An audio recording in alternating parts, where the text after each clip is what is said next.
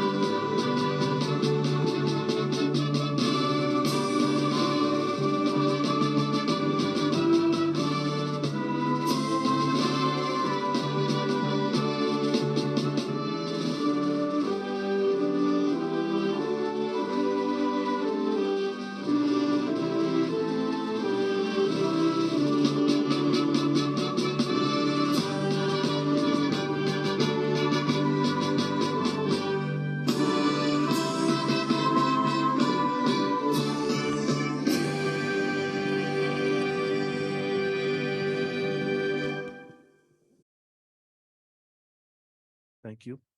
At this time, we'll invite Reverend Rogers to give us an opening prayer.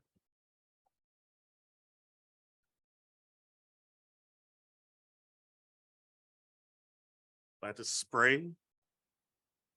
Almighty and ever-living God, the creator of all things in heaven and earth and the source of every good gift.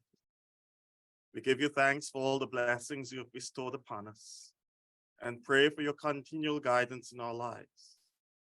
We especially ask your blessing upon us at our session here this evening and pray that all that is discussed here may be a reflection of your honor and glory. These things we ask through the merits and mediation of Jesus Christ our Lord. Amen.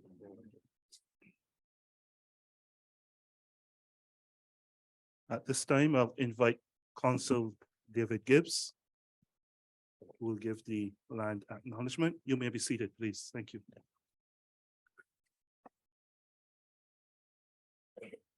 Thank you very much, Mr. Padmore, and good evening to everyone. Before I do the land acknowledgement, I want us to pause for a moment silence as we mourn the loss of life for those 19 children in Guyana. I'm sure you've heard about it, who perished in a fire so tragically few days ago. So let's have a moment's silence as we mourn loss of life.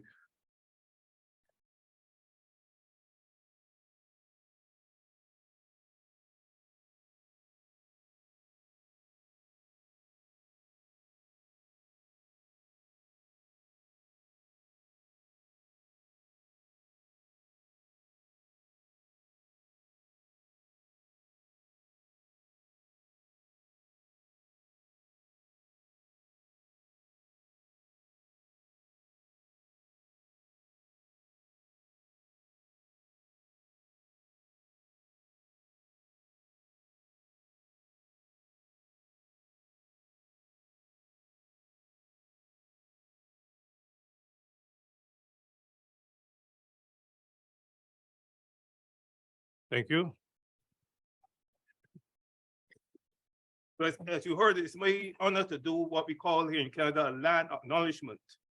And a land acknowledgement really involves making a statement recognizing the traditional territory of indigenous people who call this land home for the arrival of the settlers. Or as Ivan Van Sertima would have said, they came before Columbus. So we begin our session today by acknowledging that the land we are meeting on is the traditional territory of many nations, including the Mississaugas of the Credit, the Anishinaabeg, the Chippewa, and the Wendat people, and is now home to many diverse First Nation, Inuit, and Métis peoples. We also acknowledge that Toronto is covered by Treaty 13 with the Mississaugas of the Credit. We are also acknowledging the systemic discrimination many groups who face who call this land their home.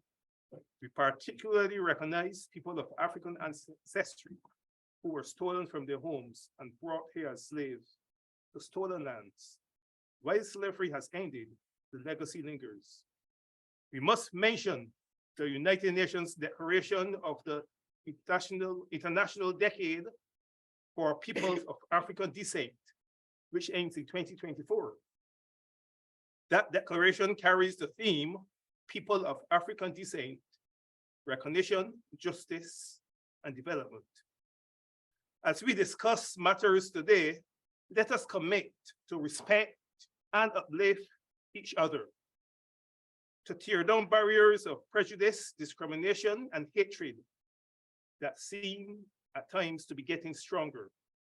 Let us resolve to love ourselves and each other and to build a just society for all. Thank you. Thank you. Thank you, David. High Commissioner Clark, Consul General Marvel Carter, members of the Constitutional Review Committee, ladies and gentlemen, friends of Barbados, one and all, welcome. As I said, my name is Andrea Padmore. I'm from the Barbados High Commission. And on behalf of Team Barbados here in Canada, which includes the Barbados High Commission, the Barbados Consulate General at Toronto, Barbados Tourism Marketing, Inc., Barbados Liaison Service, Invest Barbados, and 6 honorary consuls across Canada, we welcome you for joining us here this evening for this important undertaking. This evening, we are here to provide the Constitutional Review Commission with our feedback on the Barbados Constitution, which will help to shape the way Barbados is governed tomorrow. It will codify those important fundamental principles by which our future generations will be governed. Are you happy with the current framework of governance? What are your views on the bicameral system of governance? What should be the role of senators in Barbados? Who is a Barbadian? Are you happy with the current fundamental freedoms which we have? What do you think about the appointment system of judges? Is there enough separation between the branches of government? Is the role of the Prime Minister too powerful? These are some of the provocative questions that we will ask you to think on and to provide your feedback on. I therefore encourage you, as we think of the future for which our children will be governed, to look at what a constitution is and recognize that it provides those important guardrails for how policies are created. It's not necessarily meant to provide day-to-day policy under which we live. So at this time, I would just wish to remind you that the Constitution Review Committee, they're not necessarily going to be able to respond to some of the more topical, provocative issues which are currently going on in Barbados. So a few housekeeping matters. The third door on my right, to make your way outside, and the signage will direct you to where the bathrooms are. For those who are in-house, I just want to remind you to place your phones on silent. Be mindful that this event is being live streamed. So therefore, as you either get up to make your way to the camera or undertake some other form of business, please be mindful that you will not want to be obstructing the views of those who are participating virtually. For those who are online, when you wish to participate, we just urge you to use the hand icon or send a message in the chat bar where members of the tech team will unmute you and then be able to give you the floor to ask any questions. When making a contribution, I ask you to state your name, the city in which you reside, and if you're representing an association or group, the name of that association. Be mindful to be respectful to others when speaking. Mr. Chairman, at this time, I invite you to introduce the team and to give any opening remarks. Thank you very much.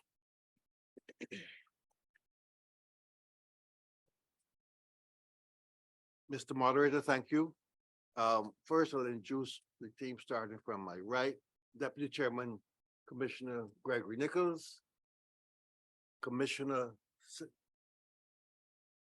Canon John Rogers, Commissioner Shade Jimmet, and Secretary to Commission, Professor Cynthia Barra-Giles.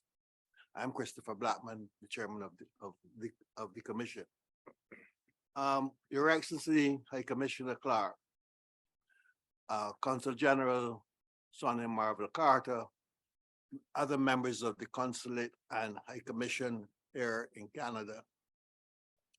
Thank you all very much for the warm arrangements you've made for our reception and the arrangements thus far.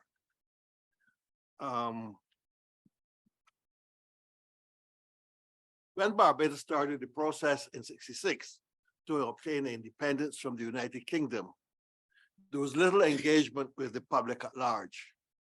This remained the case for the next 50 years, notwithstanding the significant constitutional amendments in 1974, 2002, and 2021. The 1974 changes dealt with judicial and senior public service amendments. That in 2002 abolished Judicial Committee of the Privy Council as our final court of appeal and substituted the Caribbean Court of Justice. It also dealt with the affirmation that the death penalty was a law of the land in Barbados. In 2021, Barbados was declared to be a republic by the replacement of the Queen by a local person as president. At the time of the arrangements for the Republican status, the government gave the assurance that broad consultations would be undertaken to determine the matters for inclusion in the Constitution of the Republic of Barbados. And consequently, on June 20th, 2022, a Constitution Reform Commission was sworn in by the acting president of Barbados. The warrant of appointment requires the commission to consult the Barbadians, both locally and abroad, on what provisions they would like included in the Constitution of the Republic of Barbados. The commission is appointed under the Commissions of Inquiry Act as an advisory commission.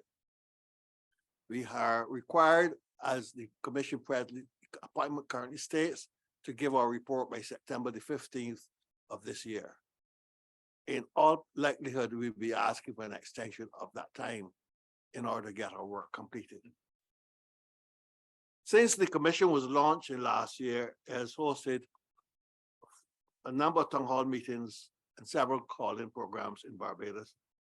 And in March of this year, a delegation of 3 commissioners, led by former Attorney General in the Democratic Labour Party government, Commissioner Adriel Braffett, Senior Counsel, Mr. Sulman Balbulia, and Ms. Marianne Redmond, accompanied by the Director General of Governance, Ms. Gail Atkins, visited Barbados, the United Kingdom, with meetings in Birmingham, Reading, and London, and heard their views on matters of concern to them. It's the turn of Barbadians in the Americas to have their say. And we, the commission here present, are here to listen. I'm obliged to say, however, as the moderator rightly told you, that there may not be everything that you put forward may be appropriate or relevant for inclusion in the Constitution.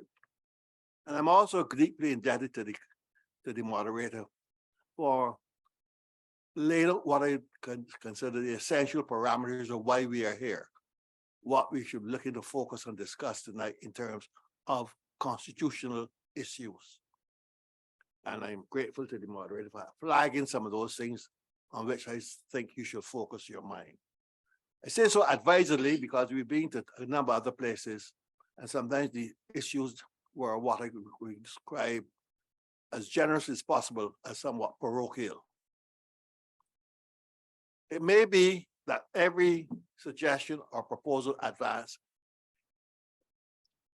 may not merit consideration for inclusion in the Constitution, but however, may require other legislative action, as we've heard in other places.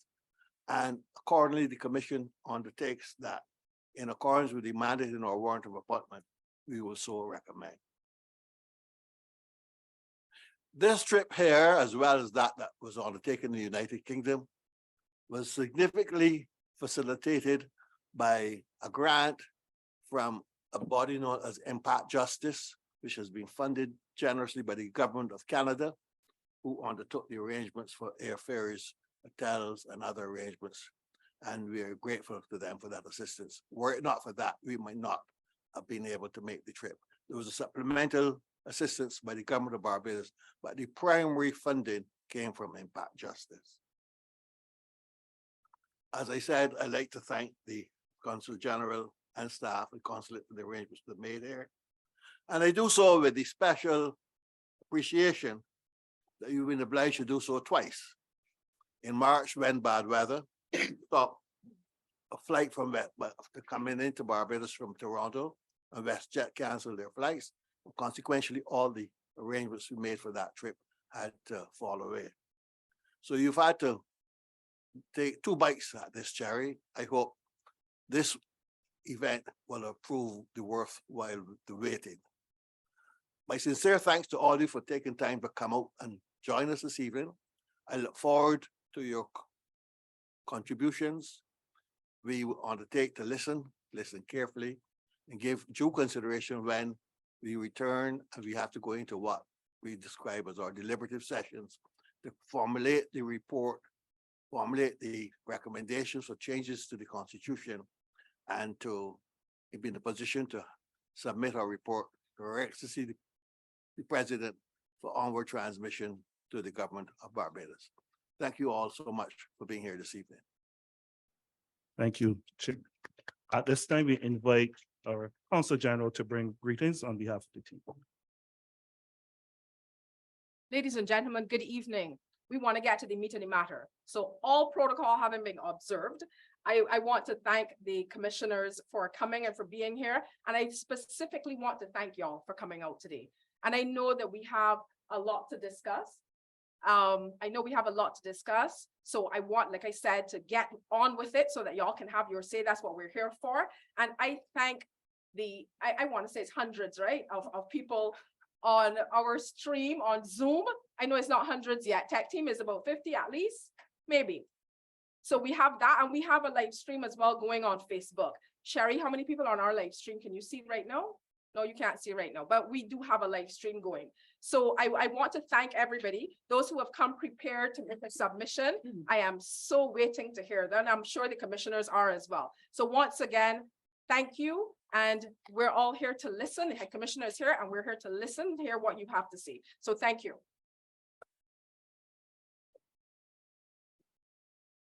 Ladies and gentlemen, on that note, I will invite whoever would wish to make their first submission or question to make their way to the mic at this time. No takers? No.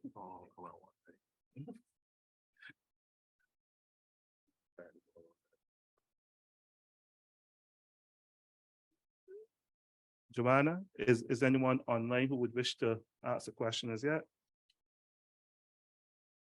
Y'all are here being shy? I hope not, because I know people in here have questions and submissions, so please don't be shy. And if not, Andre, I'm pretty sure some others have sent some in. You know, nobody wants to be the first.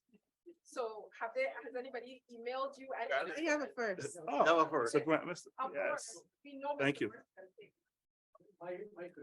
Mike, No, Mike, Mike. If use the mic, that way the folks online will be able to Name first. hear. Identify your name first. name first, please. And start by giving us your name, and if you're representing the organization you would. Grant Morris, the Caribbean event of the Grant Morris Foundation. As I mentioned earlier, when I was in Barbados, my real concern is that we are living in Canada, and I feel that we should have some opportunity to vote. Now, having said that, I believe that we have to be very careful about that, because that can be misused. I don't think it would be fair to ask the Consul General's office to look after that. So that would mean setting up a special body to deal with that. I'm not quite sure how we'll go about doing that, but I think that at least the people who have property in Barbados should be able to go to Barbados and express their democratic right. Now, I know that when I spoke to the chairman, we had a long discussion in Barbados, and but we will not go there right now. But that is one of the areas that I am very concerned about as a Barbadian living overseas. We send money back to Barbados. We have property in Barbados, and I believe that we have a right to express our democratic right.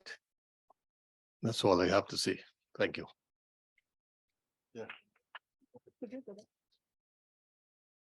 I'm sorry to intervene, but I'm very interested in the fact that I just want to clarify that you said that persons who have property in Barbados should have That is correct, because should have the right to vote. Do you really mean only Barbadians living overseas with property, or all Barbadians? I'm saying all Barbadians with property. At least we should start with that. Now, I'm sure that there are other people who are Barbadians who are living overseas who would like to go and vote. The question I want to ask is why do you want to restrict it merely to persons with property? Well, because I think it's going to be very difficult to control it.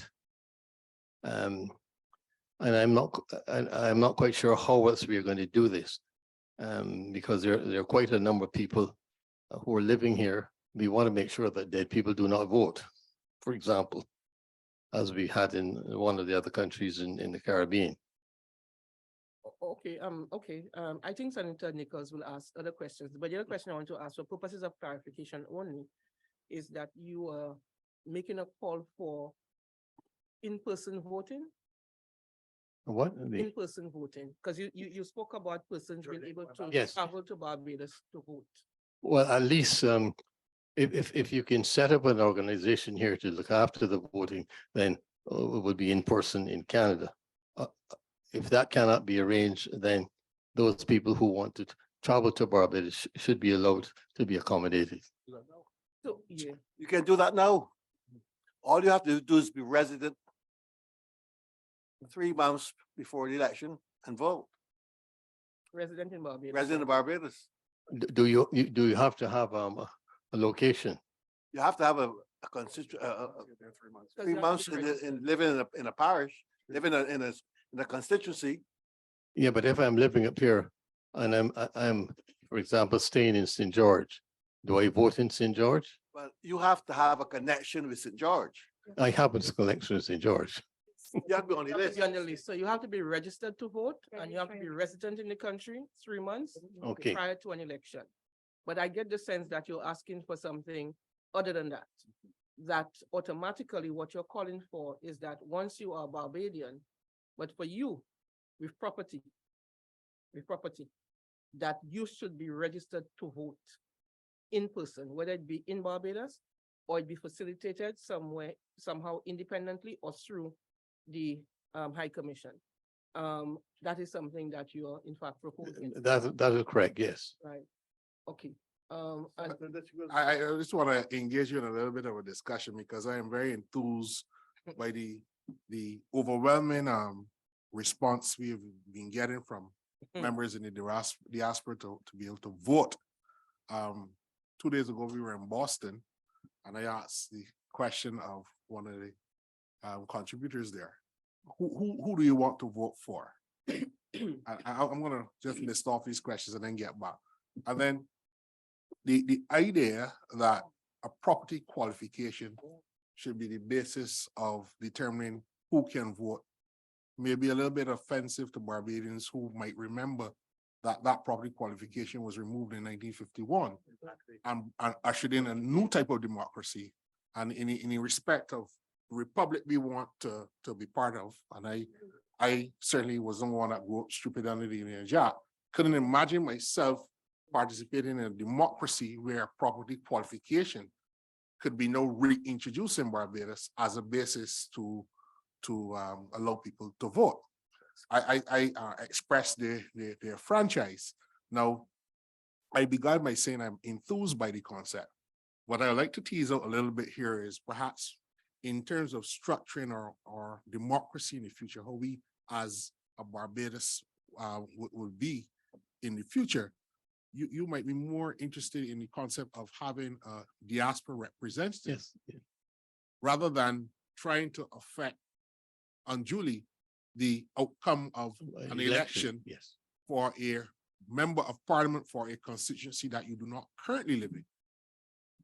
And then you are here, but the people there have to deal with the effects of a vote that you are not necessarily able to give the same consideration because you're not there and having to deal with those issues. So no one is against the wider Barbadian community having a say, because certainly Barbados has to look to the future by looking to all of Barbados, wherever Barbados would be, and strengthen that bond. But I'm not sure you want to have a situation, as I said in Boston, Barbadians coming home on plane loads to vote and then going out the next day. And there's a government in place that you really have no connection with. And the people living there have to deal with it after you have gone out. And that happens in other Caribbean countries where people come in by the plane load. So I just try to tease out a little bit, who do you want to vote for in the first place? Or is it more a question of participating in that process? Well, that was one of the other discussions I had with the chairman, the possibility of having a representative in the diaspora. I'm not quite sure how we will go about doing that, because you have the United States, you have Canada, you have all over the place. But certainly there should be some representation from the diaspora. And I think that is something that should be looked at. I suggest, Mr. Morris, as was suggested in fact, when this matter came up in the United Kingdom, that is really for you here in the diaspora to frame the issue as you would like to see it put into place and send it forward to us, rather than we try to anticipate what you're looking for. I think there should be some discussion here within Canada and probably share it with across the borders and have a discussion as to how do you structure a diaspora vote in terms of representation, and give us a overarching proposal with various considerations taken into account. Fair enough. I think that's fair. But just to clarify, Yeah, can I just say- Barbadians can vote in elections in Barbados. There's only one qualification. You must show a connection with the constituency you want to vote in by being resident in that constituency for 3 months prior to the election. Prior to the registration, your registration, all right? So that if you have land in Barbados, I mean, that is, I don't think that's an unreasonable request, all right? Given what the structure of the government we have now, but if you want to talk about a future relationship where the diaspora has much more of a say, then we can find ways to fashion that. But I don't like the idea personally of property qualification because of what happened in the past. Secretary wants to make a. Yeah. I don't want to get into, because I don't want to get into a discussion of on what basis people should vote in a country. I understand where the deputy chairman is coming from. But I'm also cognizant of the fact that we're really interested in getting your views. And you made it clear that in terms of voting, you can either vote in person. I think that's a modality you referred to, in person, either in Canada or home. And I would just want you to consider, among other things, whether or not Barbadians residing in Canada could not be in fact facilitated other than in-person voting when you submit perhaps that recommendation, that paper, which the chair is asking you to perhaps pull together. In other words, I'm not sure about what is taking place certainly in Canada, but when you look at the United States, when you look at many democracies globally, what you see is that they have been trying to not only allow migrants to vote, but certainly or allow citizens, of the country who are resident overseas to vote as well. And they try to facilitate that through a variety of means. There is electronic voting and other such things. So I just ask that you also take that in consideration as well, because we do understand that in-person voting is an expensive endeavor, and there are less expensive ways in which you can actually facilitate people. Fair enough.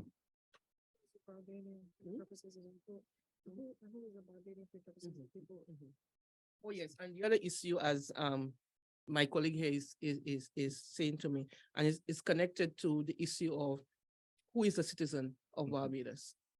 And I'm sure the issue of citizenship will come up today.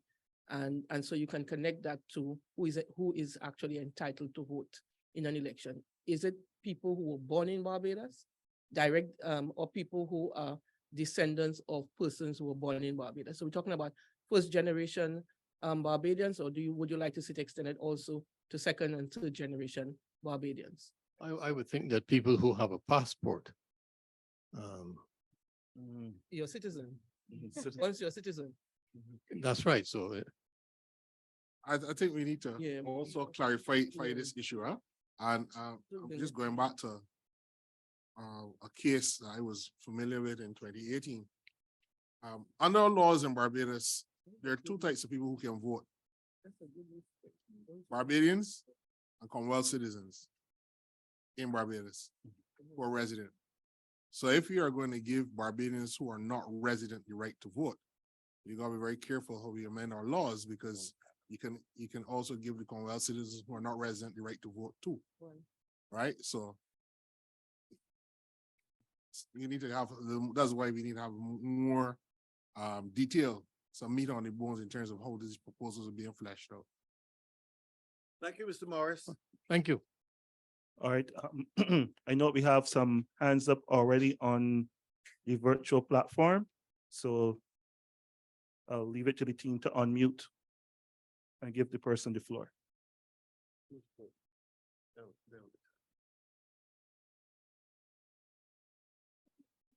Carol Thompson. Mr. Thompson, you have the floor. Yes, yes, thank you. It's Carol Thompson.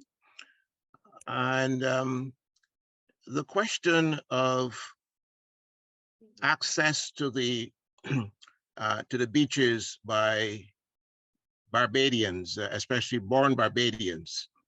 I mean, this has become an issue, and ever so often it crops up, and you know, there's a lot of discussion, and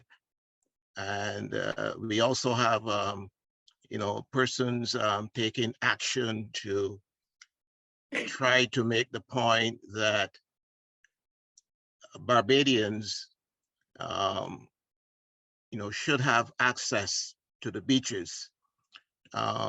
Is this something that is being considered for the you know, for the changes which will be made in the laws?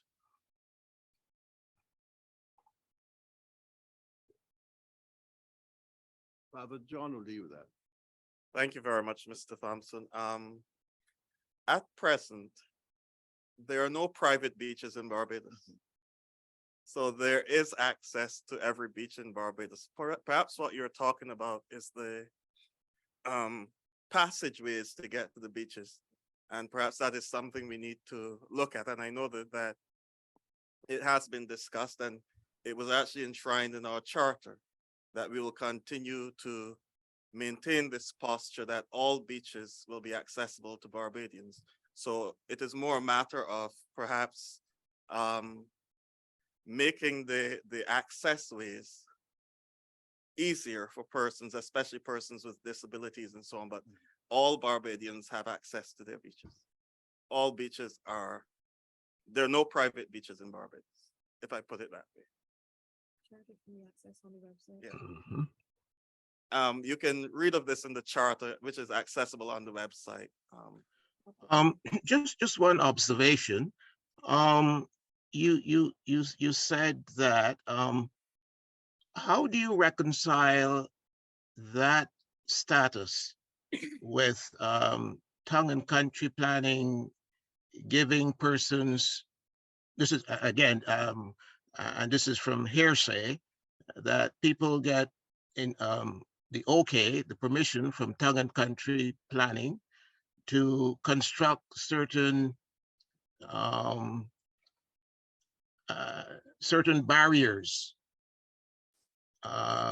you know, to which would prevent people from having access to the beaches.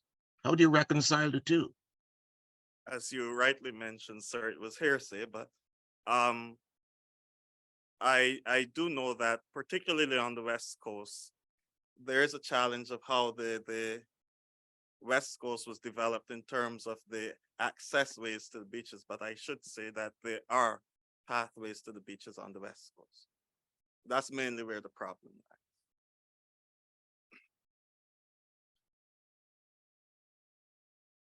Questions? Just state your name. My name is Glenn Bancroft. I represent the Donald Moore Scholarship Organization.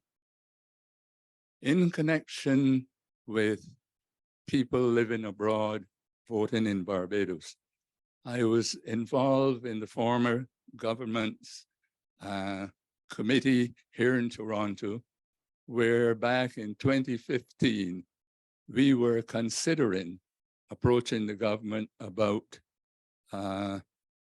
people abroad being able to vote. There's a tremendous amount of research that needs to be done in advance in order to arrive at whether one is going to be there in person or vote abroad. And there's some points that the committee that is present here brought up that I think if we still want to consider voting in Barbados, we abroad should do the necessary research and come up and make recommendations then about what we're looking for. But I don't think at a meeting like this, we could settle such a thing. Thank you for your time. Thank you. We have another question. Rashid Taylor, you have the floor.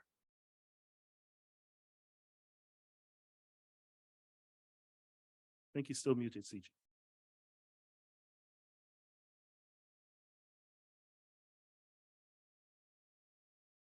Mr. Taylor, waiting on you. Yes. Yeah, I was waiting on the person to let me unmute myself.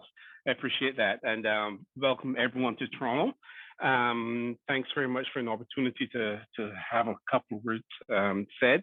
I am very happy to hear that an idea that I posited, I guess, in the first round of conversations last year in the fall around the possibility of diasporic voting is significant and mentioned here again. I'm glad to hear that someone in Boston talks about it, and hopefully someone in the UK talks about it also. As a previous person said, it'll be difficult to kind of like sort out the nuts and bolts of a voting system in a meeting like this is going to last about an hour. But I just want to say that the bringing up of this thing of diasporic voting really is speaking to a yearning of people that are outside of the country to be more present or represented in some way, right? I think that many of us, and I said earlier last year, you know, that we always hear, well, you know, there are more Bajans in Brooklyn than in Barbados, right? We hear that. We hear consulates, etc., consulates generals and high commissioners talking about, you know, the worth of Bajans and the value of Bajans that are living outside of Barbados to the country. But we don't have a say. We don't have a vote. We don't have, you know, we participate, we go home, we send money, etc., but really we have no dog in the fight around not running the country or having an impact on how that is done. I think that there are many ways that people vote from around the world. Just yesterday, I went to a Turkish restaurant and I was talking to fellows there. He said, "Look, I voted for, you know, for the president of my country. I voted 2 votes." He said, one for the president. There's an elected president in Turkey, you might see from the news, and I voted municipally also, right? So they have the Turkish model has a way that Turks outside of Turkey vote for the leadership. There are other ways of doing that. Other people have diasporic representation, right? I am not sure that I want to vote for Miss Cattle or the other person who's in Michael South Central, you know, where I was born. I don't think that I want to vote for that person. I want to vote for someone that is living in the diaspora and experiencing what it's like to be a Barbadian outside of Barbados, and having someone with the same kind of foresight, mentality, kind of feeling that I might have as someone living in the diaspora. I want to vote for that person in a small group of that I am with WhatsApp. You know, we talked about, you know, sometimes we raised the thing, a North American representative, a North America and Canada representative, a Canadian representative, a European representative, an Oceania. Like there are different ways to have that representation. But however it is done, whatever construct is put on it, really it is expressing one thing: the want or the need of Barbadians living in the diaspora to have some kind of dog in the fight, of having some kind of say in the way that the government is run, having some place in the leadership, having some influence beyond, you know, talking to my friend and sending a WhatsApp meme, having some influence on that. So that's where I am particularly concerned about, you know, that whatever model we put in place, that model should reflect, and it does reflect, the yearning of diasporic Bajans to be part of Barbados in that kind of way. And so, like I said, I'm very happy that it is caught on some life. We always hope that that it goes beyond that, and we expect our voices to be heard. not just, with groups of people flying in, having a meeting and leaving. We want to hear that what we say is reported in some way. And one of my religious leader friends, he asked me, and I have to find his question so I don't want to misquote him. He said, where are you? My question for the commission is, are these meetings just suggestion boxes, or will they come back to the people with a draft before the final submission? After this step, so after this step, what are you, the commission, going to do? Are you going to take our suggestions and run with them? Are you going to come back? Are you going to produce a document with what you heard from the people that you spoke to? And would it come back in draft form for people to do something about with that draft? And thank you very much. Have a pleasant evening. You caused a good evening in Toronto, and I pray that your time is well spent here. Thank you. Thank you, Mr. Taylor. Mr. Taylor, that was a very interesting question you posed at the end as to really what is the way forward. I think I am obliged to say that as we are presently constituted, we do not come back to people. As we are presently constituted, our obligation after our deliberation is to prepare a report and hand it in. Now, in my reading on the matter, when Trinidad took on the exercise before they went to Republican way, they actually had a convention where the drafts on various proposals were taken to that convention before the submission of the report. Now, I indicated earlier that we are likely to go past the September date. And the reason for that is this. Where we are, given the number of submissions that have been made to us, and this is the end of May, it is highly unrealistic that we will get through by the September. So the high probability is that we will have to ask for the extension. What our extension is, we have not settled on it. But realistically, we're going to have to ask for an extension. So that is something that, we're not ducking it, but we want to do it properly and thoroughly. In seeking that extension, it may well be that the issue that you have raised, Mr. Taylor, may have to be exercised, may have to be canvassed. Do we have an opportunity to explore, even on a provisional way, with the people who have made submissions? And the concern you have raised, Mr. Taylor, has been raised also by people in Barbados. Is this just a talk shop and we don't get any feedback? Or do you come back to us with a draft and say, this is this is that? But the ramifications of that have to be explored or considered. And I really can't give any assurances as to where the way forward will be. Because at the end of the day, a modification of our terms of reference will be a matter for the cabinet to settle upon. So we don't let's have high expectations. As we are presently constituted, we will listen to all the proposals that be advanced, give them our mature consideration. And I'm really intrigued by the nuances that develop on the whole idea of the diaspora vote. Initially, it was a sort of monolithic voting at home and voting for people in Barbados. I have heard some nuances over the last week. In New York on Saturday night, one gentleman supported very much what you said, that he would like to see somebody from the diaspora come into Barbadian Parliament and speak to the issues from the perspective of the diaspora. And we have had a very developed submission from someone in Barbados who, and I wouldn't call his name because he wasn't given that, but he even put the idea that not only should we have a diaspora representative, but the government should have somebody in the cabinet to have responsibility for diaspora interests, so that those interests can be taken on board, either by way of somebody attached to the Ministry of Foreign Affairs who have a direct responsibility for those overseas. So that these things are not being seen in isolation, and we are alive and open to them. But certainly, as Mr. Bancroft said, and I've said to Mr. Morris, these issues are challenging, and I think they're best worked out to take time to develop them.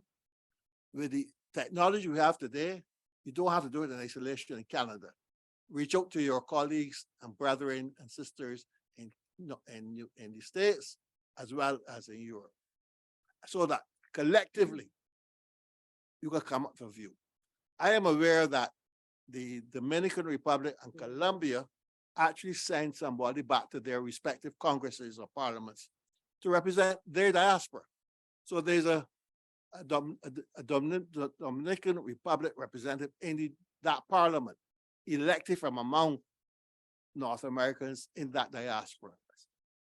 But somebody else has a question. Yeah, so please, and then we'll go on. Yeah. Hi, everyone. My name is Carlos Richards. I want to make a quick comment as it relates to the diaspora vote. Just a quick suggestion.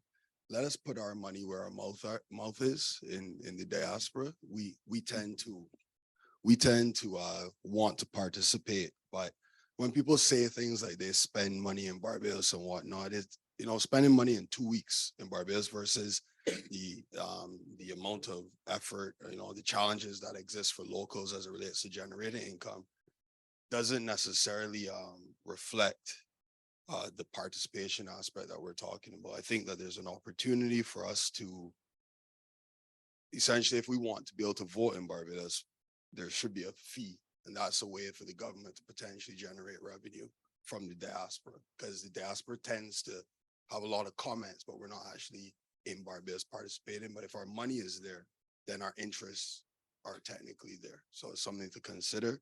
But what I really wanted to speak on as it relates to constitutional reform is reforming our constitution to impact our public sector.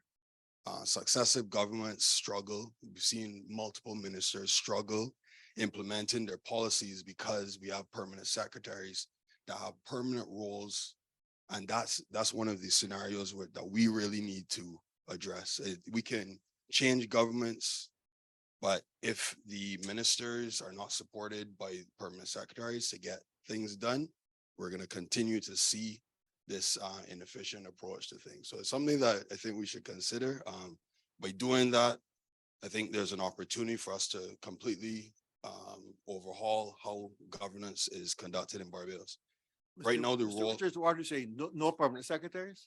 No, let it be a elected role, right? If you have a permanent secretary, there's no incentive for that individual to do a good job.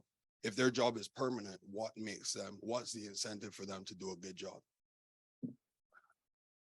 And the second piece is, if the permanent secretaries were elected, then we could shift the members of parliament's role to truly represent their constituents.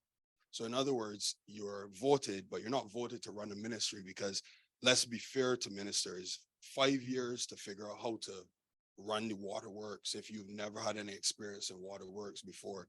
Running a campaign and running a ministry are not the same thing, and it's been demonstrated time and time again with successive governments. So maybe there's an opportunity for us to actually allow the ministers to really represent their constituents. They sort of run a budget for their constituents. The prime minister still plays a similar role, but as an overseer of what that budget distribution could be for each constituency. The member of parliament, their job is to go into parliament and campaign for their constituents, make sure that, the roads are fixed, all this stuff that we hear. But instead of placing one individual that's been elected in one constituency to now all of a sudden, and within a 5-year period, figure out how to effectively run a ministry with a permanent secretary that's technically holding them back. These are things that we keep seeing. We've heard many ministers complain about these things over the years. And it's something that we may be able to address by reforming the Constitution. Secretary wants to reply to you. Mr. Richards, thank you for that, especially the latter. point that you made, which I am most interested in, and therefore I found your contribution to be very intriguing in as much as I think in terms of, at least from where I stand or where I sit, most of the consultations, this hasn't really come out in the way that you put it. So I would like to get a little more clarification from you. And I know that is throwing something at you. I'm not sure to what extent you have given a lot of thought to it, but it's clear that you have given some thought to it. And what I'm getting from you in relation to your point about members or members of the executive being stripped of that particular role and being confined to playing 2 roles rather than the 3 roles they are currently playing. Because right now, members of the executive not only perform an executive role, but they perform a legislative role. In addition to that, you're quite right. They are in fact constituency representatives. And that is a triple burden. It is a burden. Plus they have the domestic situation to do. So that is 4 roles essentially they have to play. And the question arises to whether or not any single human being can do it to the best of they can do it to the best of their ability, I guess, but in the way that we would like.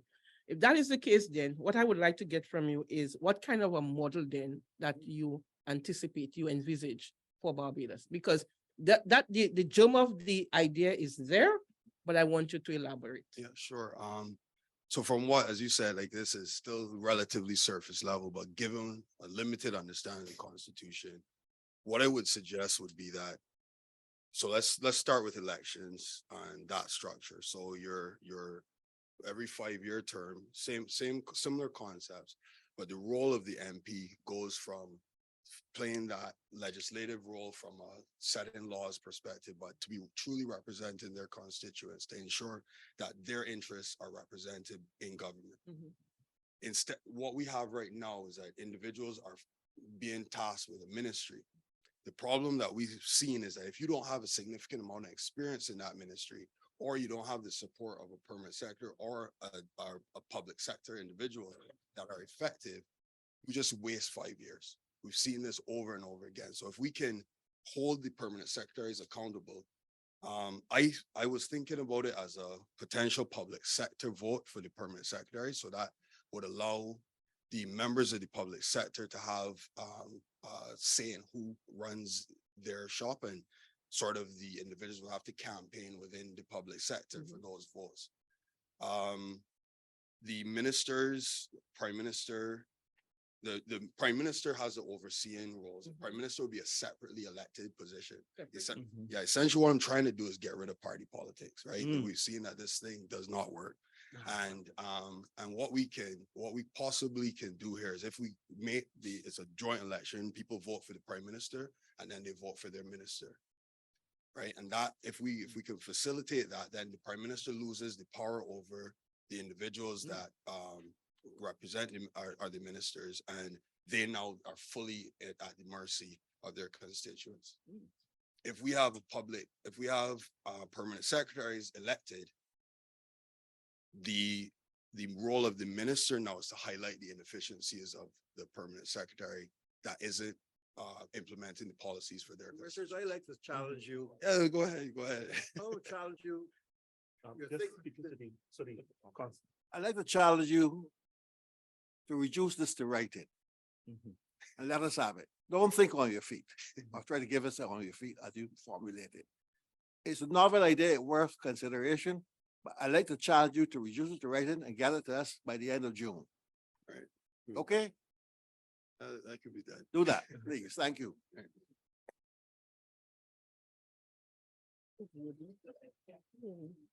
We're going to take another question online. Mr. Darius, Dr. Darius. Dr. Darius, floor is yours.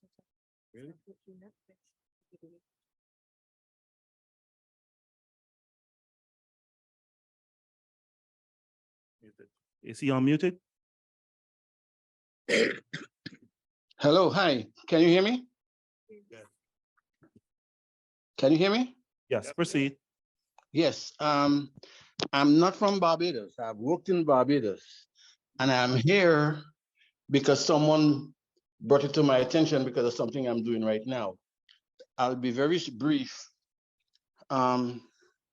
from my limited research, I don't think that most constitutions have any mechanism for ensuring that those who take an oath to protect the Constitution actually do not violate provisions of the Constitution.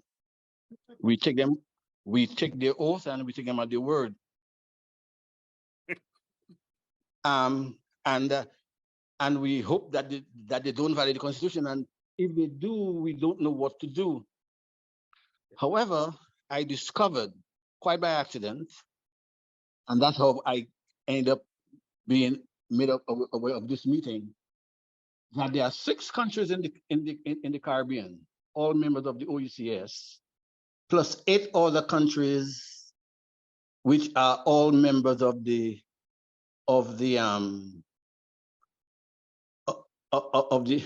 Commonwealth, who have such a provision. And this provision, from my understanding, has a passive function so that the people who take the oaths know that it is there. Today, I used it. I think it's the first time it was ever used in any country in the world, because I discovered that, let me summarize, the provision allows that anyone, if anyone alleges that any provision of the Constitution has been violated, they can make a application to the High Court for declaration. At the moment, the only mechanism we have is if the actions violate a personal right, we can of course get redress in the courts. This provision in the Dominican Constitution, plus 13 other countries in the Commonwealth, goes beyond that. And today, I filed an application in the Dominican court alleging that the president had violated 3 provisions of the Constitution last year when he dissolved Parliament. And I would like to place it at your disposal to consider.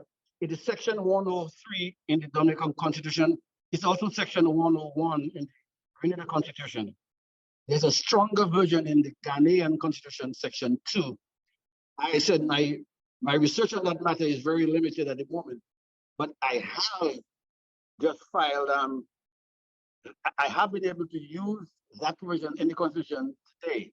I just got the paper this afternoon, and I think it's important because if we don't have that provision, I know that Barbados present Constitution does not have it. If we don't have it, then those who take those oaths aren't really bound to follow through unless their actions violate a personal right. And I just wanted to bring that to your attention for your consideration. Thank you. I'm not sure if the chair would wish to respond or just take note of the comments. I'll take note of the comment. Thank you, Chair. At this time, we'll invite the other question from within the audience. Good evening. Speaking Good to- evening, members of the commission. My name is Dawn Walcott, and I represent no one. My questions are in relation to who is a Barbadian. There are a few references, many references, as a matter of fact, in the Constitution about how one can go about getting citizenship. They are, for the most part, quite gendered. So women cannot pass citizenship to their children. There's references to Yes, they can now. They can. Yes. Okay, well, that's good to know, but I didn't read that in the document. The other is that there's there are distinctions between Barbadians born in Barbados and those who are Barbadian by descent. So a Barbadian born individual is able to pass on citizenship. A Barbadian by descent seems not to be able to do so. And I'm wondering if that is accurate. Is that something that can be addressed in the new constitution so that all individuals who have Barbadian citizenship have equal right to pass that along to their children and so on and so forth? Is there consideration for that? I would put it at level, it's something we have to consider. Nobody, you, it has been hinted at in other presentations, but not overtly as clearly as you have articulated it. I think what the chair is trying to say is that if you put that forward, we will consider it. But we haven't had that as a explicit submission. So it's not that what we are considering. Our task is to get the views of Barbadians all over and to fashion a constitution that Barbadians want. So if you're making that submission, we will consider it, but it's not that we are putting our own spin on what we think should be done. Okay. All right. So then it would be a submission that I would wish to put forward. Because at this point in time, there are at least two levels of citizenship in Barbados, those by birth and those by descent. And I have And heard- naturalization as well. and naturalization.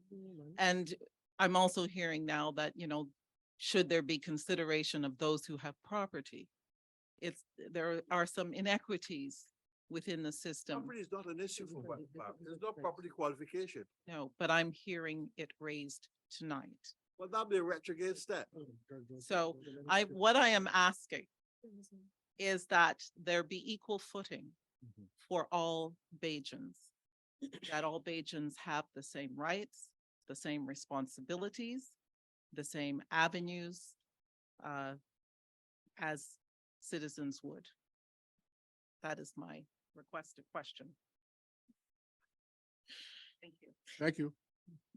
Any questions from or feedback? Not really a question, but more feedback, because this is something that I was discussing with your sister before the consultation formally began. And I think that what is important to contextualize, perhaps for those who may not appreciate the nature of the issue that is being raised, is that in what you're essentially describing is the person who gets Barbadian citizenship by descent. That person is technically a second generation Barbadian.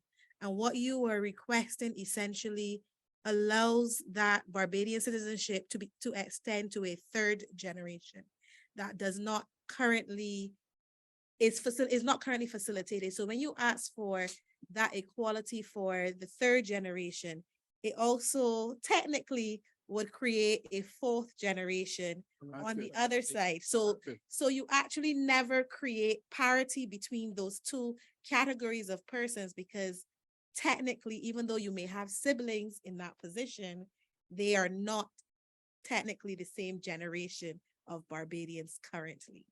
So it creates a complexity that we have to think about. And I would go even further to contextualize that when we talk about the Constitution, even beyond, when there are certain entitlements that attach to your Barbadian citizenship, and we extend that from second generation, which I think is pretty much where the line is, to a third generation, and we already have a situation where more Barbadians live outside of Barbados than in Barbados, there are certain privileges around free education, free healthcare that have social security implications that when you extend, that's why one of the questions that I was prompting the secretary to raise is, what is a Barbadian for the purposes of your suggestions? Because if we extend the definition of Barbadian, we extend everything, we extend those privileges of being Barbadian to a wider category of persons. And we have to ask ourselves, is it sustainable, and what are the implications of that? So I'm not shutting down the idea, but I'm helping to contextualize some of the implications of the suggestions. And I think that it would be helpful to us in our deliberations if you address some of these things when you reduce your suggestion to writing, because there are natural, very deep consequences of that question. What is a Barbadian for the purposes of your suggested constitutional changes? Thank you. Thank you. Do we have any other questions online, CG? I don't see any.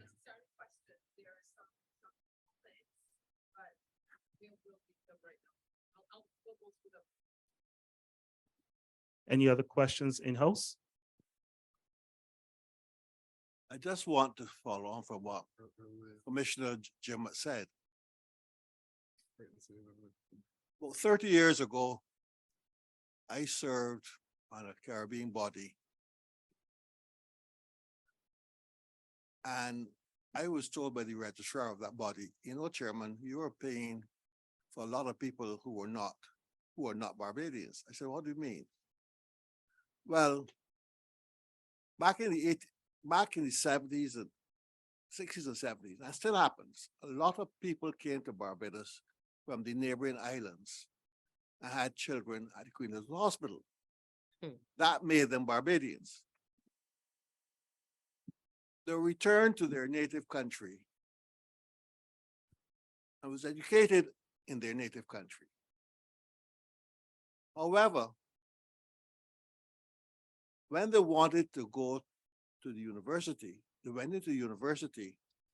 They went to university as nationals of that country because it was easier to get in that there because they had a limit that they could meet the quota for that country.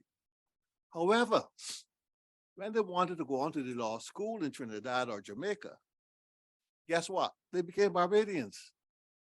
And the Barbados government had to pick up the tab for those Barbadians because they produced a Barbadian birth certificate. Because they're automatically Barbadians. They were not Barbadians for purposes of the general education, but became Barbadians for purposes of the tertiary education. Because the Barbados government then, as it still now, pays for tertiary education. So that was a consequence of our accepting that citizenship. Last Saturday night in New York, someone took exception to the fact that his family got free medical care at the Queen Elizabeth Hospital. All they said, but they were in a position to pay for it by insurance. And we said, but no, once you turn up at the hospital and say that you are a Barbadian, there's no, and you go for the accident emergency, not private ward, you're taken care of without cost. So the question is the ramifications of that citizenship. The more and more you extend it, the more there's a challenge to Barbados. Yes, Ms. Any questions come to the mic? Because we would want to ensure that those who are online are also able to hear the contribution being made. Thank you for that analogy. But with all due respect, I think that we have to understand that this question of birth and citizenship is one that plagues all nations. There are many Bajans who have their children in Canada, and those children then come to school here and claim resident tuition so that Canadian taxpayers subsidize their tertiary education. I think that that's a global issue more than it is one specific to Barbados. The idea of birth versus descent is one that I think is going to become a larger and larger issue as generations evolve.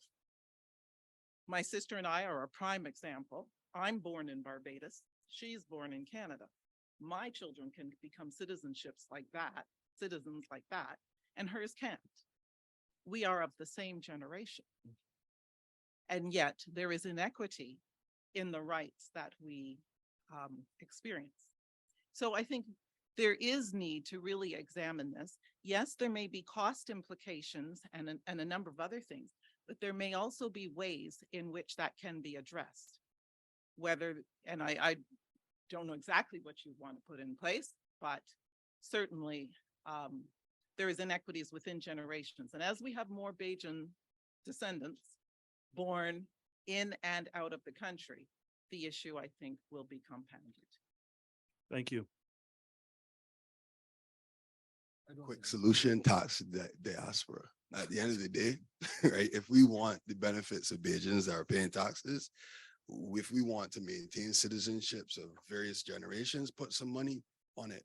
It's an easy way to generate revenue for the more Bajans living abroad. Bring some money into the country, we can brief up the hospital, play more doctors. But at the end of the day, if we want these rights, we have to pay for them.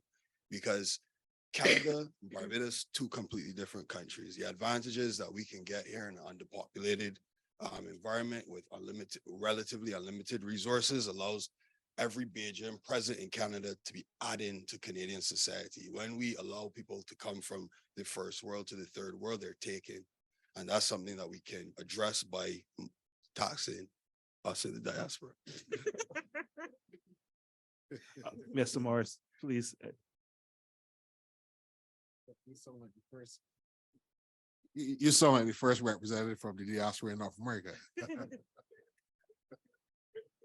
Talk about the Queen Elizabeth Hospital. I've had people who were born in Barbados, were living in Canada and returned to Barbados. And then they came back up here and had operations. Okay. Now, what the Canadian government has done, or the Ontario government has done, they have said, okay, you have to be in the country for at least 6 months. So you just can't come up here and get an operation and fly back home anymore. So I think that that is something that could be looked at in Barbados to make sure that the people are living in Barbados for a certain amount of time. Thank you.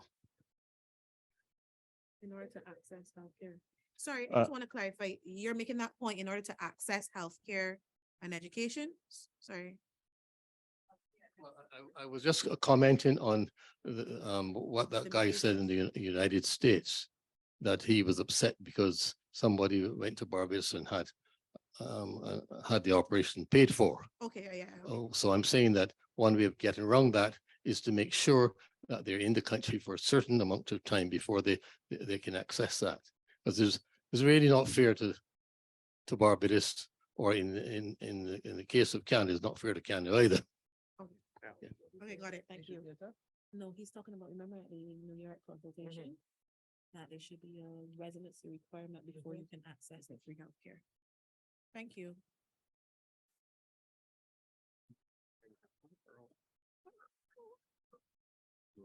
Sorry, excuse me. I hope everybody can hear me. There is a question. Let's see. Somebody Take the mic. online. 1 second. We'll get the mic brought to you.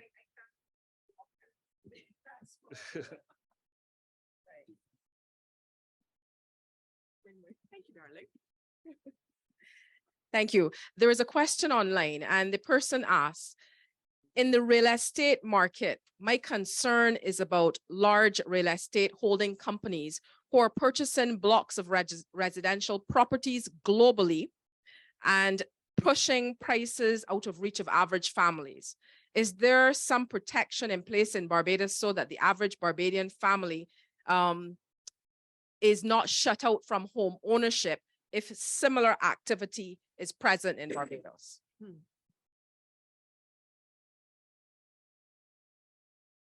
I think I would offer a comment here, knowing that we have a former minister who's in the lands in High Commission.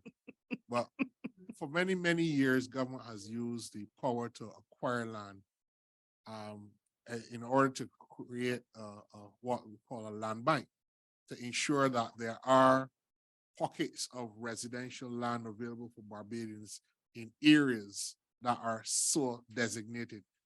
So, I mean, when you see development going on from golf courses and so forth, you would see the government of the day acquire land in and around that area to maintain a certain level of parity.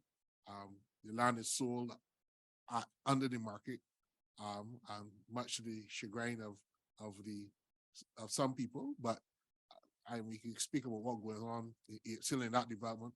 And a lot of the Deanstone development plan was something that was specifically designed to earmark that residential community to be able to expand within the context of being situated around a golf course and a polo field in a close proximity. But government has used the land acquisition powers to develop the land bank to ensure that Barbadians are not crowded out in terms of the development.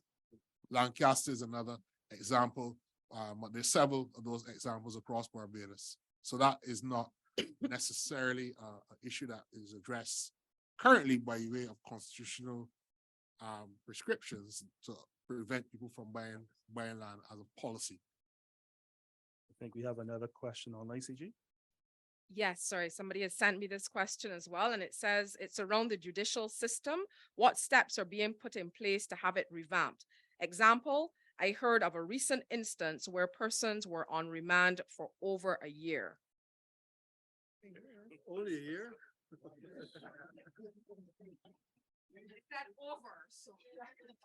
Yeah, that is really an issue that plagues many of the societies around. I mean, when you look at reports from around the Commonwealth Law Association, you see that excessive time on remand and speeding things through the judicial system is a large problem. The government has increased the complement of judges, and there were 5 criminal court. Well, sorry, there were 2 criminal court judges. There are now 8.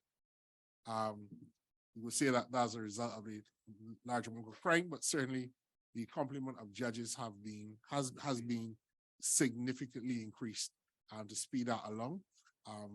We are getting decisions where the courts are now recognizing that people have the right to a fair trial within reasonable time, and the state is being required to pay damages when those rights are being infringed, so that the criminal bar and the government and all the stakeholders had 2 large consultations within the last month on how to revamp the criminal justice system in Barbados. I attended both of those sessions, although I'm not a criminal lawyer, but certainly the things like judge alone trials, where there's no jury to be impaneled, are being considered, and ways to reform the legal aid system so that you would have more members of the criminal bar being able to defend people, so that person want to go to court, say I'm being represented by Mr. Clark. Mr. Clark is in another court, so his case gets put back, and the increasing number of prosecutors. So things are being worked on and to speed that up. And certainly that is something that you can see positively being done. All right, as we about to bring this session to a close, there's a hand raised. Carol. That's an old hand. No, it's a new hand. Oh. Okay, Mr. Thompson, the floor is yours. Different color hand. Yeah, I'm just an observation. Since we're talking about the judicial system, republicanism indicates that there is a separation from the monarchy. I mean, I don't know. Maybe there's a definition for that separation. I'm not, I'm not a lawyer in that, to know the implications. But, why would we have king councils? We've gone from the Queen Council to the King Council. Is this something that will continue within the Republic, within the Republic? That's a matter for the executive, Mr. Thompson. There is an anomaly that is really a little bit disconcerting, that we have everything, people call themselves senior counsel, prime minister, the attorney general, senior counsel, members of the bar using the term king council. It should have been settled at the time we became a republic in November 2021. It didn't happen, it just slipped. But it's something that would be addressed, I think, before the end of the year. Okay, yeah, it's just an observation, and I just wanted to, have to comment on it. Thank you. Before you close off, is there anyone wanting to speak about things like term limits for the powers of the prime minister, having fixed dates for elections, whether we should still have a Senate, Should it be elected? What other issues? I mean, some of those hot button issues that we've been getting in Barbados. Same-sex marriage. I was gonna say same-sex marriages, gender identity being expanded within the concept of the non-discrimination provisions, et cetera. My name is Ken Mason. I want to go The back, Ken Mason, you should say. the original. I want to go back to where you started because it was a little bit troubling when you said that you have to register in Barbados 3 months before elections is called. Sorry, 3 months. Sorry, you have to be resident 3 months before your registration. Right. So Yeah, I'm, not sa- in the elections. I I'm misspoke. saying to you, how long does this registration last? Because the only body knows when elections gonna call is the prime minister. So it means to me, no, I'm serious. The list because is published every January. Can you know this, you know? I know that. What I'm saying to you is that how you can be registered 3 months before an election call 9 months after. Are you still registered? Yes, still registered. I just want to know, it's valid for a year. No. Resident. Resident. You have to be resident 3 months before you register. You Resident, Yeah. before you Live in. register. okay, you have to be Back. living Yes. 3 months before. Once you're on the register, No, you are on the register. no, Because, no, you see, it's confusing. So there is some confusion. Right, To be able to vote, you have to be resident 3 months before the election. Mhm. And that's where the right. So I am resident, Yeah. I am resident in January. Right. How long does this being a resident last? Because the prime minister can call elections in November. That is quite possible, and therefore, I will have to re-register. I have to make myself a resident. You will be, No, you can no, be no. on the list, but someone can take you off if you are yeah, resident. But this is 3 months gonna- before the election. You know, Gregory, you know I would know. You know, Right? So this, no, and I am saying this because I know for a fact that the people who live in Canada for the last 19 years and are still registered to vote in St. Philip North. yeah. And depending on how they vote, you will not oppose them. But you know, me, it may sound funny, but it was puzzling me over there because I couldn't get it understood. It's not funny. I think you're Pardon me? it's not funny. I think you're pointing to an issue in relation to our, Cleaning the list. no, that beyond that, in relation to our electoral or framework for elections. And I think it is linked to the issue of whether or not to avoid that issue. And you're smiling already, so you know where I'm going with that. Whether or not we should not have fixed date elections, Whether or not we should have. not have fixed date for elections. I am, the jury for me is That's the still out only on way, that. that's the only way to resolve it, that is. Exactly, that's why it was fixed their elections. Uh-huh. But I'm a little bit more open-minded when it comes to elections and the calling of elections. I think that if I am in, I'm in to win. And I will call elections when I think I So can you're win. not, you're not in favor of fixed. No, elections? not at all. Well, there's a conundrum, you know, you can't have it both ways. But I understand that. But we have to, that's why we're here. We're here to find an amicable solution. So can I tease you on the Senate, the bicameral legislature, Pardon me? the future of the Senate? its Oh, yeah, composition? sure. I have And always I thought- also want keen as whether we should have an elected president or we should maintain the current. I am not into this elected presidency because it is too American for me. Right? I am not going to go down that road. I think that there are certain things that are unique to us that we should maintain. We shouldn't just follow everybody blindly. So I'm not into this elected presidency at all. But when it comes to the Senate, I think that the Senate, because of its power, because people don't understand the power of the Senate, you know, the Senate, the MPs go and they talk a whole set of discuss everything, but it cannot become law unless the Senate passes it.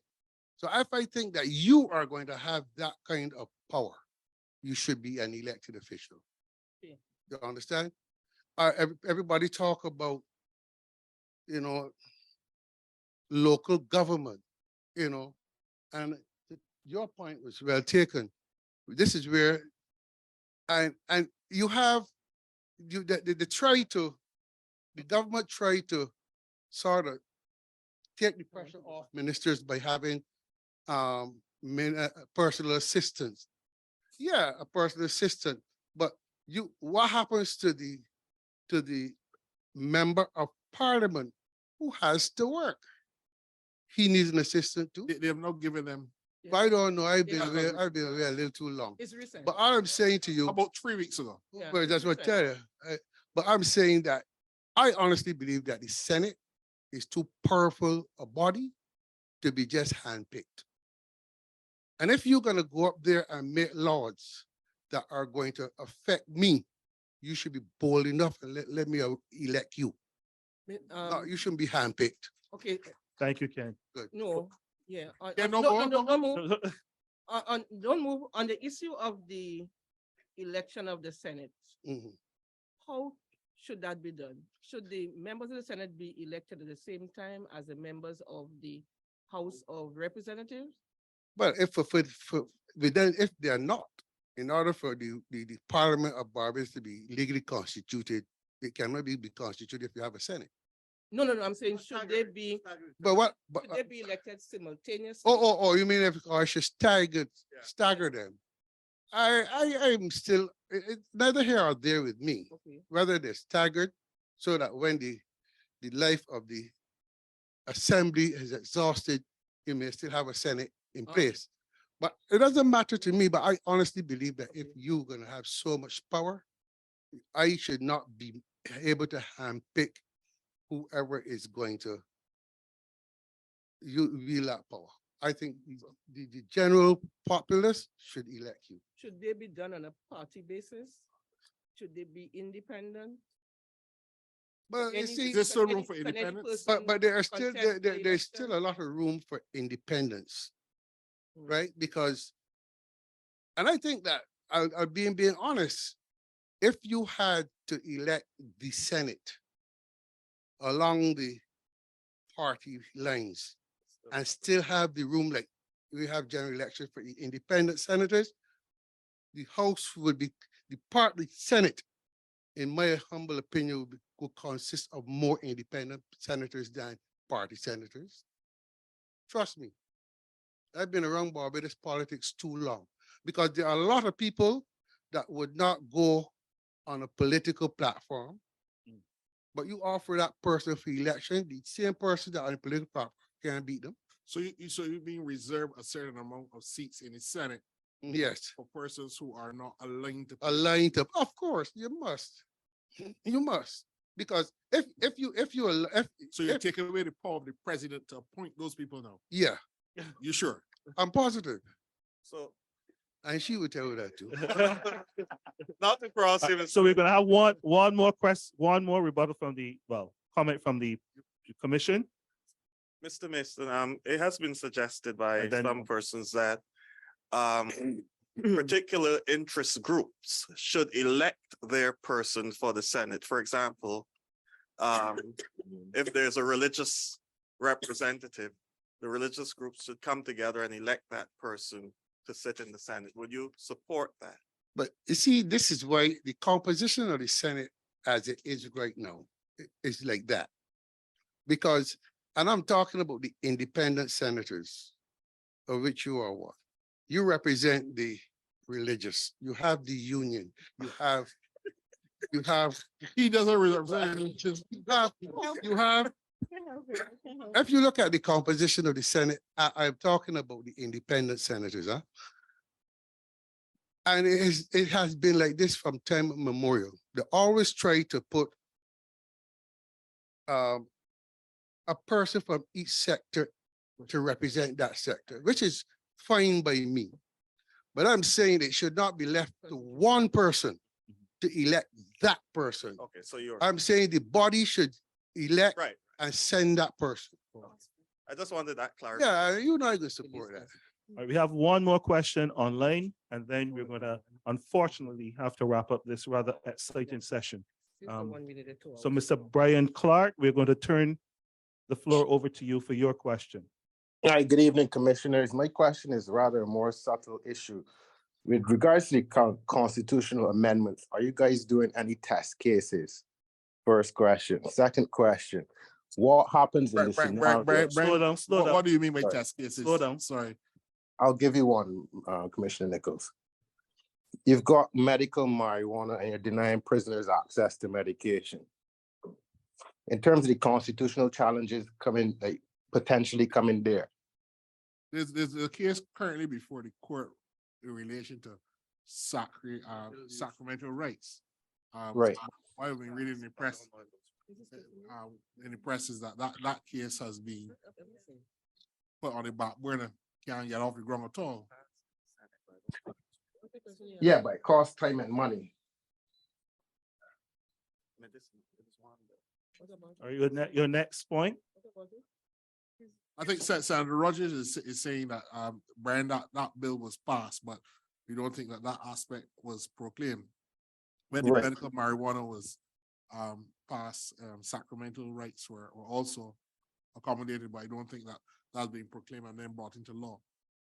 Understood. This is my second question. It was more in regards to medical marijuana in terms of the number of constitutional challenges coming with regards to that. Do you anticipate that with regards to your reforms? And if so, what have you done? Well, we have considered or received submissions speaking to building out the framework for human rights in a different way so that citizens would not have to go through the process or expense of going to court anytime there is a potential human rights violation. It will call for the creation of a human rights commission. One of the early presentations that we received from one of the experts in constitutional law, the dean of the faculty in Jamaica, Professor Tracy Robinson, has suggested these 4th branch institutions should be part of the process. And we have looked at that submission very, very, very carefully, because not every Barbadian will have the means to go to a lawyer. And as you can see, the court system itself is not necessarily able to give a ready response where there are allegations of infringements of constitutional rights.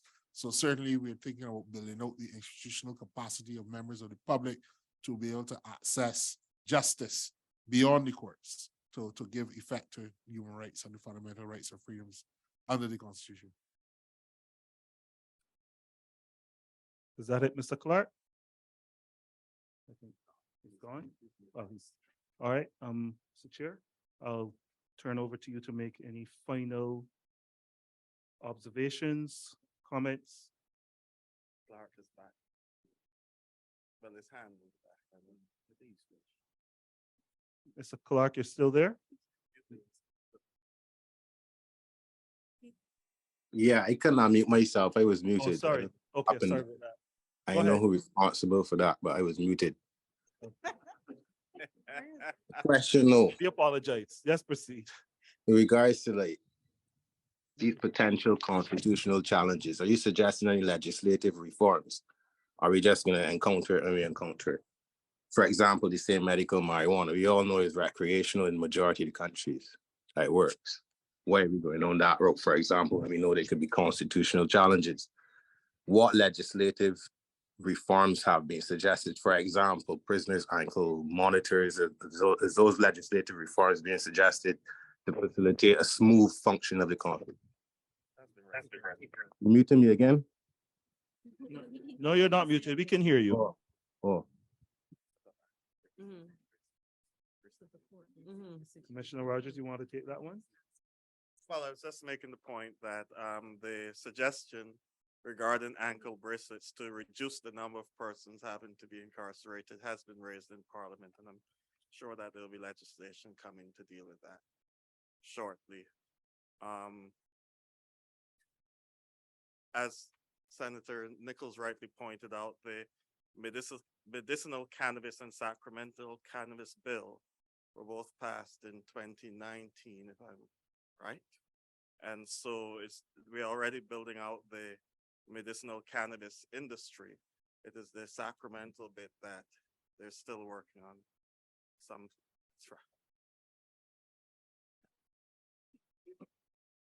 just quickly, just to add to Brian's point, if it is deemed unconstitutional, how is medicinal cannabis a capitalist venture proceeding before a constitutional right?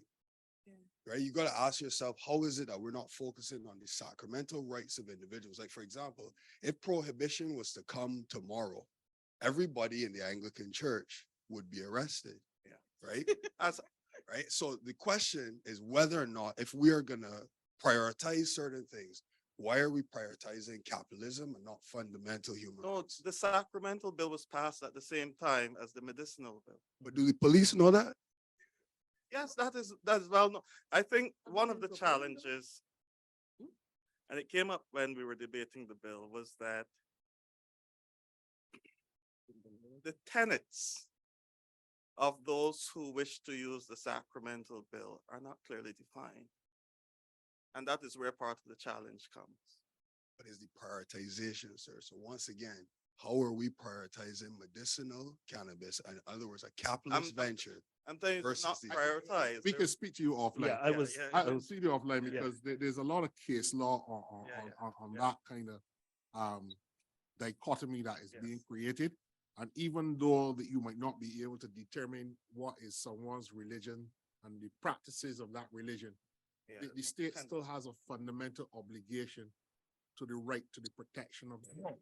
To afford to everybody the right to protection of the law, so that you cannot say that I can't define what is your religious sacrament or your religious practices, and therefore cannot afford you the benefits of the legislation.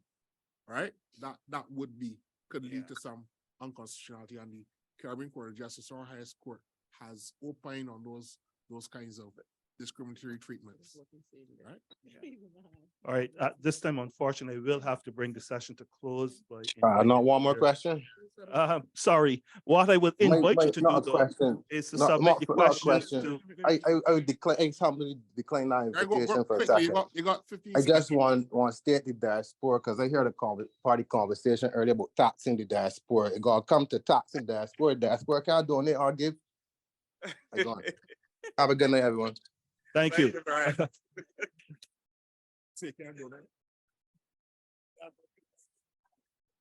Before we get the final wrap up from the chair, I'll just wish to remind you or inform you that you can make your submissions to the constitutional reform at barbados.gov.bb. Once again, constitutional reform at barbados.gov.bb. So all of the things that you have not been able to say, things that you would wish to clarify, or things you would wish to now suggest, whether they're legislative or constitutional, we are invited to make that submission to the team here. Mr. Chair, over to you. In the interest of time, I'll be very brief. I just wish to offer a heartfelt thank you, very sincere thank you to all of you for coming out and really making this part of the North American trip, for me, very worthwhile. You have really set a very high standard and very, they're all worthwhile, but this one has been really takes the cream. Thank you so much. Thank you so much for all the effort you made. And I, on our behalf, thank you. And I give way to His Excellency. Thank you. Hi, Commissioner Clark, at this point, I invite you to come and give your closing, your gift remarks, please.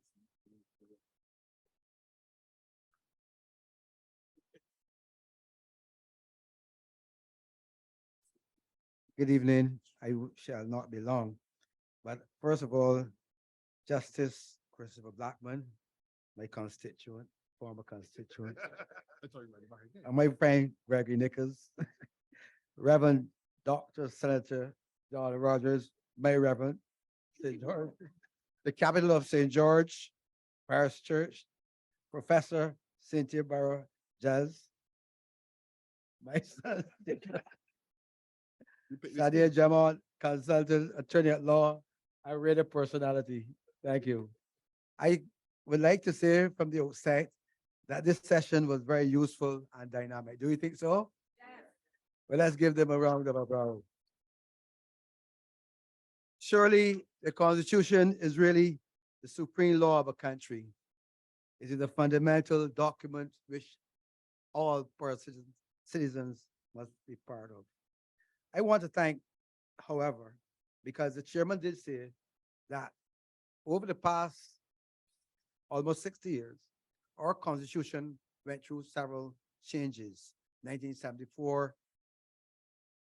1998, I think it was, I was in parliament then, 2001. And there were all little changes, you know, and from time to time, there will be changes. However, I want to thank the Prime Minister, the Honorable Mayor Mortley, who have led Barbados into republic status. Let's give her a round of applause. I must tell you that we have had a lot of inquiries, persons across Canada, especially the Ottawa. I remember Ottawa University, the University of Toronto, want to bring the Prime Minister up here to find out what it is that she was able to do to lead Barbados into Republican status when a number of governments could not do so. In fact, the government of Canada for years have been trying to get Republican status, but they have constitutional problems. And tonight, we saw the dynamic nature of Barbadians here. And I want to thank all of you who came. I'm not doing it for the time because somebody else is coming to do that.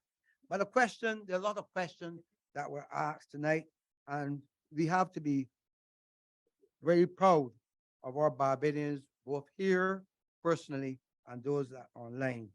Questions like who is a citizen of Barbados, access to beaches, and so on. The civil service matter came up as a matter of question. Do you need to have permanent yeses?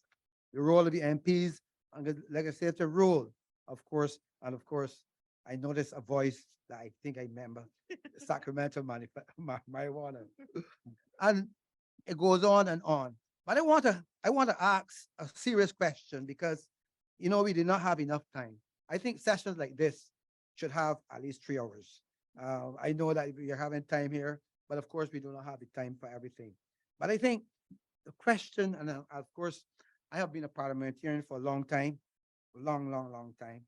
But I want to question if we have ever thought about, since we broke away from the British monarchy, we have always had first past the post system. Do we want to maintain first past the post system? And the whole question of constituency. That's the whole question. Do we want to maintain 30 constituency, or do we want to have a situation, Mr. Chairman, where you have first past the post system as well as proportional representation? I believe the time has come for us to look at proportional representation as a percentage of the parliament. For example, if you have the parliament as 40, you can have 30 constituency and 10 persons who represents not only the diaspora, but you can have persons for the political parties. You can have persons getting 24% of the vote, you get 24% of the electorate. If you get 5% of the total vote, you get 5% of the electorate. So that 10, Mr. Chairman, would then become the proportional representation. So you have a mixture. You have a mixture now of you have a mixture of proportional representation along with their constituency. And of course, I cannot go, I must go on and on and on. But I believe in the electoral process that we have to make fundamental changes.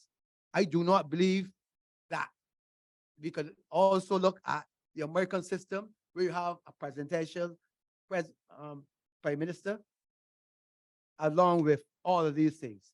And I think because the prime minister is primus inter pares, first among all equals, and all decisions let rest with the prime minister. And I believe the time has come for us to also look at letting people in Barbados vote for their leadership, prime minister, because we have seen what's happened in Barbados over the past 6 years. Whenever a good prime minister comes forward, next 2 years, next 5 years, you have a prime minister where the people do not really want. You have to look at these things. And I am not talking as High Commissioner, no. I'm talking as a member of republic. So I have just taken off that hat. But we have to look at our Republican status very carefully. We have to look at it very carefully. It is where we have gone. We are a republic now, and we do not have to maintain the British parliamentary system that has failed over time. We have failed over time. So we need to have that proportional. In question of Senate, I believe there must always be a role for a second chamber. Whether it is elected or not is important. Whether it's elected, but of course, the question of where you have interest groups, the church, trade unions, agriculture, and whatever, you may have those persons being either selected by their members, by their peers or something. So we have to look at our system very carefully. And of course, we have to continue to press for changes in our country. It represents us now, but it also represents the future.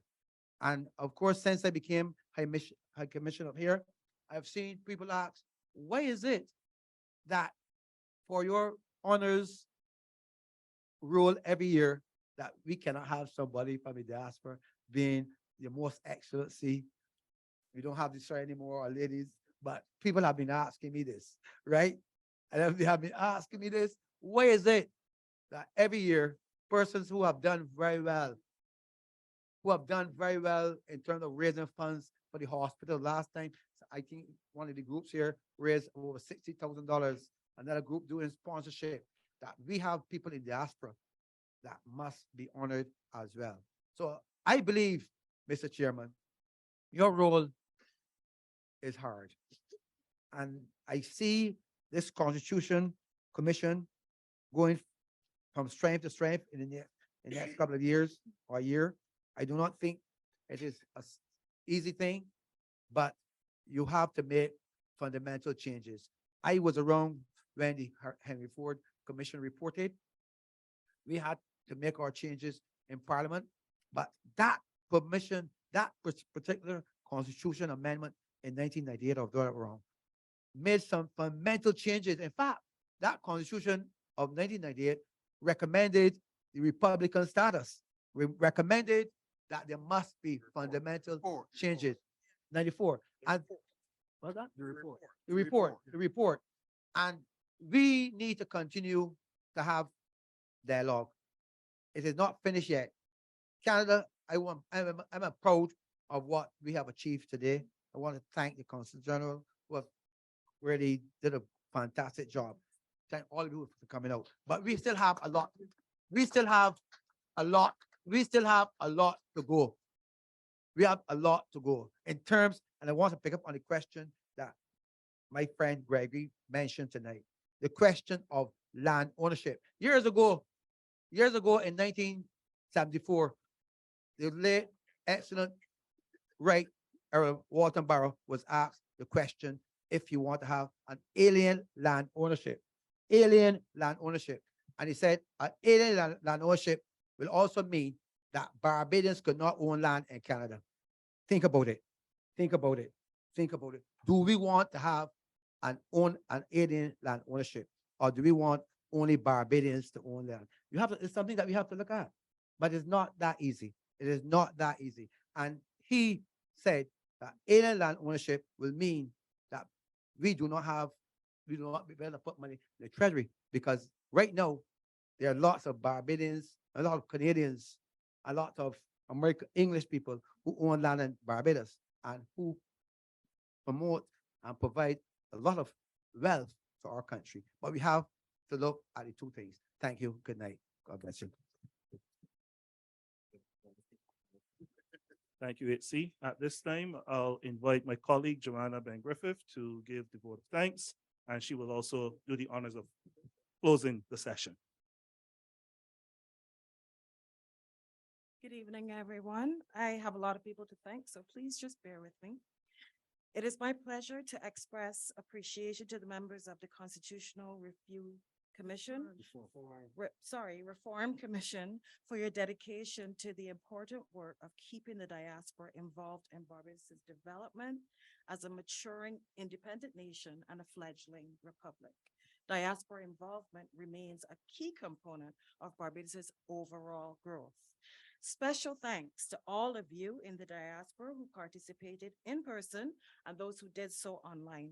This is what active citizenship is about, engagement in all things that matter to Barbadians. I'd also like to give thanks and appreciation to His Excellency Glenn Clark and Consul General Sonia Marvel Carter for their tireless efforts to ensure that this event came to fruition. Many thanks also to Team Barbados in Canada.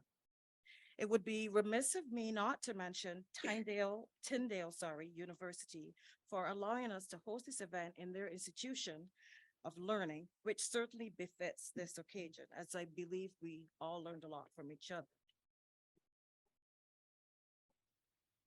Special thanks to the technicians managing the AV, allowing the diaspora to connect online and through social media and those who provided the refreshments. That would be Pauline's Kitchen and Danny's Sweetbread. Special thanks for those delicious tidbits.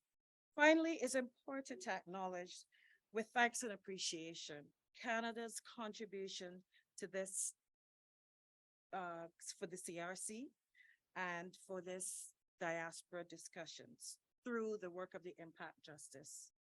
Thanks to you all.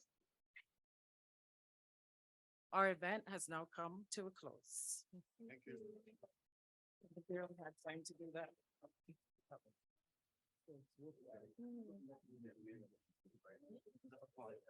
No?